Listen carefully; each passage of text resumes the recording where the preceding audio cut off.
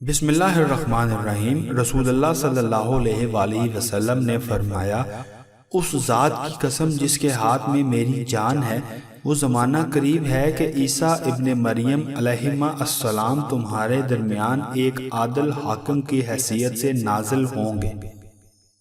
وہ صلیب کو توڑ دیں گے، سور کو مار ڈالیں گے اور جزیہ موقوف کر دیں گے۔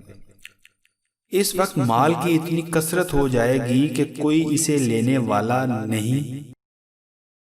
اس وقت ایک سجدہ دنیا و ما فیہا سے بڑھ کر ہوگا۔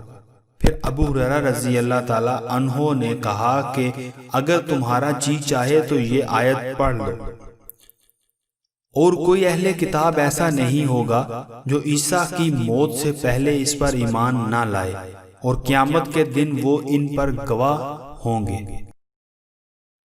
میں نے نبی کریم صلی اللہ علیہ وآلہ وسلم کو یہ فرماتے سنا تھا کہ پہلے زمانے میں ایک شخص کے پاس ملک الموت ان کی روح قبض کرنے آئے تو ان سے پوچھا گیا، کوئی اپنی نیکی تمہیں یاد ہے؟ انہوں نے کہا کہ مجھے تو یاد نہیں پڑتی۔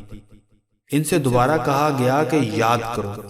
انہوں نے کہا کہ مجھے کوئی نیکی یاد نہیں سوائے اس کے کہ میں دنیا میں لوگوں کے ساتھ خرید و فروخت کیا کرتا تھا اور لین دین کیا کرتا تھا۔ جو لوگ خوشحال ہوتے تھے انہیں تو میں اپنا قرض وصول کرتے وقت مہلت دیا کرتا تھا اور تنگ ہاتھ والوں کو معاف کر دیا کرتا تھا۔ اللہ تعالیٰ نے انہیں اسی پر جنت میں داخل کیا۔ ہماری ہر ویڈیو کی مکمل اپڈیٹ حاصل کرنے کے لیے چینل کو سبسکرائب کر کے بیل کا بٹن دبائیں۔ شکریہ۔